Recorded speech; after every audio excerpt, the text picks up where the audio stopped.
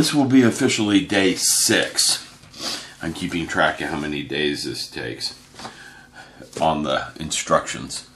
This is officially day 6 because I got about an hour to work with today. I'm working on the reactor wall cover for the back of the cockpit. Okay. There are 6 photo-etched pieces that go around the outside edges of that. So they're all identical. I could cut them all off, clean them all, and stick them all on, and I'll probably do that. Okay? And there's a few of these photo-etched pieces I can't install until after some assembly's been done and some painting's been done. I can't paint for a little while because I ordered the paint and it won't be here for a while. It's a color that I can't get. My local hobby shop shut down for spring break. He may have had it in stock, he may not have, but it's a Tamiya paint and it's a spray paint. I'll explain when the paint comes in and show you guys the paint, but there's always been a lot of question about the proper color of a TIE fighter.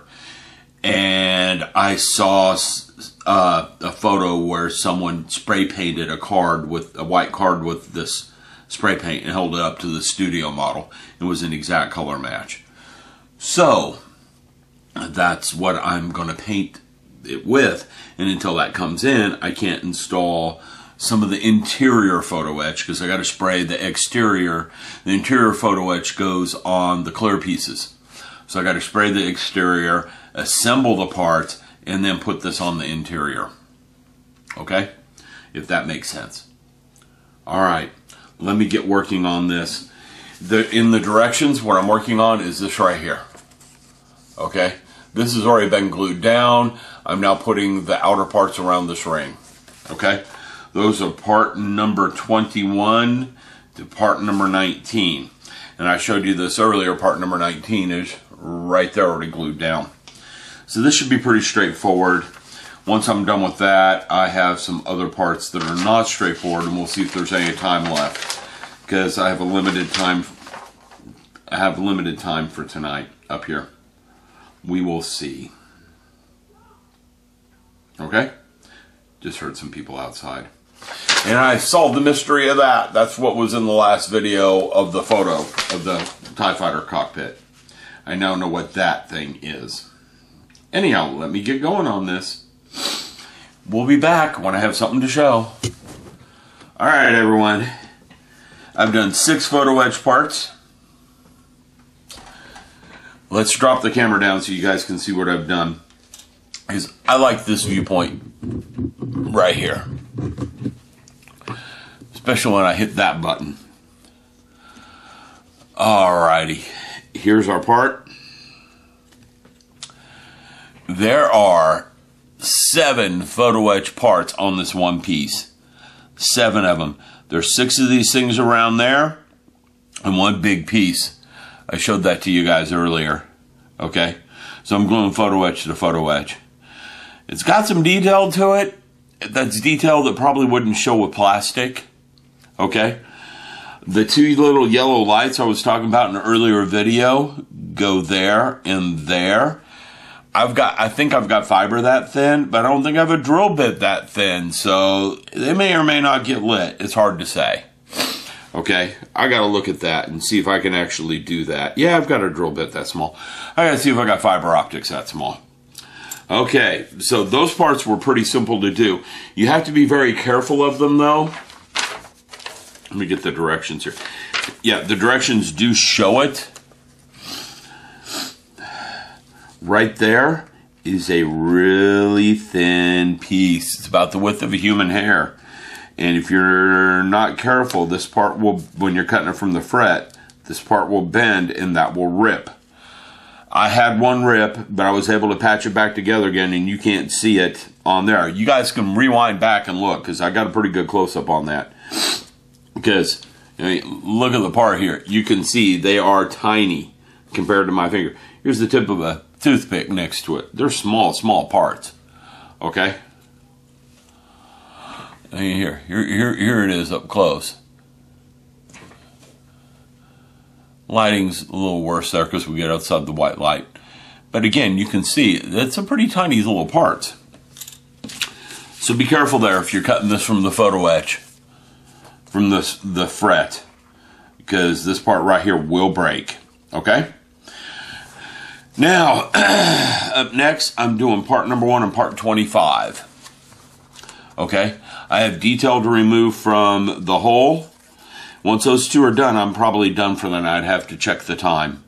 But I got to remove detail from the ship first, and then I'm going to go ahead and do that part. Let's get the part where those go. That is on here. This is the front half of the TIE fighter. The detail that has to be removed is right there.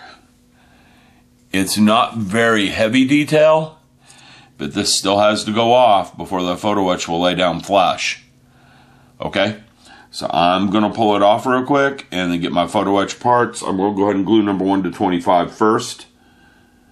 Actually, no, I'll do that second. I'll put number 1 on here first because I'm going to have to bend number 1 because this is rounded surface. Okay, and again, I just roll it under my small X-Acto blade once or twice to get that bend just about perfect. That's how I got this. That's how I got this to sit down and this to sit down. I'm just rolling it under this, pushing it against my green self-healing mat. There's just enough give there to give that a roll. So let me get this done. And again, I'm probably quitting after that tonight, simply because, well, we've had a long, hard day today. Okay? And I promised the wife I'd come back down in a little bit. So, yeah, this is going to be the last I get done tonight. I'll come back and show you the end result. Alright, everyone. This detail right here has been the worst to remove. It's not very pronounced. There are panel lines running on either side I'm trying to preserve, so I can't sand and gouge very hard. Ew, and I just noticed a piece came off up here. See it? I found the piece. It didn't go anywhere on me. That's another thing. I had to handle it kind of rough, so I got to do a spot check. Make sure I haven't lost any of my Photo-etch parts. And I haven't, and I put that in the safe bin. Alright, I'm cutting number 1 off the sprue now. We're going to test fit it. Let me see if I can get that on camera. Yeah, it's right there. You guys can see it. Let's see if we can test fit this. This has also got some thin little parts to be careful of. Yeah, this is definitely not a beginner Photo-etch set. Not saying I'm an expert. This is my second or third time working with Photo-etch, so I haven't done a lot of it. I wouldn't want to try this as a beginner. It's my first set. I'd get something else with a little bit easier to deal with Photo-etch. Paragraphic makes some good sets. For example, the Photo-etch set that came with Mercury 9 was a joy to work with. None of the parts were really hard to deal with. None of them were real big. I mean, tiny. None of them required a Photo-etch bender like I've got over there. The directions for this one recommend a Photo-etch bender. Uh-oh, incoming phone call. Hopefully that's not for me. I'll know in a minute. Let me check. I'll be back. Alright, everyone. It was Mom calling. Phone was for me. I test fitted the piece. It's one thing I've learned with this model. You better test fit these pieces before you apply glue. I test fitted the piece, and then I had to bend it, and I bent it, and the bend came out really well. So there it is on there. I'm going to add part number 1 and glue this part back down. It probably came off because of rough handling, to be honest with you. I was handling it really rough trying to glue this part down here, and this part is not aligned 100%, and that bugs me. And this glue, it's been a little old in the bottle cap, so it starts setting up fast, and I just bent that piece. Okay, so she's not moving. I know how to free it if it's not that far out of alignment. I know how to free the part up if I really want to get it loose, and I'm made to it. Okay? I don't know. I'll take it down to the wife. She'll tell me. She'll tell me to move it if I need to move it or not. All right, well, I'm going to get after it. I'm going to cut out part number 1, glue it on there, fix the little bullhorn here, and be done for the night because it's that time. I'll come back when I'm done with those 2 parts. All right, everyone, let's take a look. Okay, you can see this part right here. That is a major improvement over the original piece. Major. I don't know if I have it aligned 100%. My wife will tell me. Here's how you remove it if it's not aligned correctly. It is super glue. Sorry. Being photo etch, it's kind of delicate. All you do is you take some fingernail polish remover, dab it on there, and wait a little bit, and it'll loosen up, and you can remove it. Okay, that's what fingernail polish remover was designed for. Well, not completely, but a lot of times they put fingernails, artificial fingernails on with super glue. And that stuff is designed to remove that. Okay? And here's the bullhorns. They're back where they belong. I don't know if that's what I should be calling them.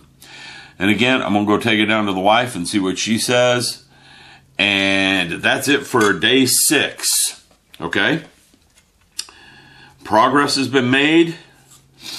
All right? Resin casting, I'm getting the hang of it. Like I said, this part came out fairly nice. And you saw it with some backlighting on it. It's got a nice red glow to it. The other part is curing up there. I can pull it out tomorrow at this time. This stuff takes 24 hours for a soft cure, 72 for a full cure.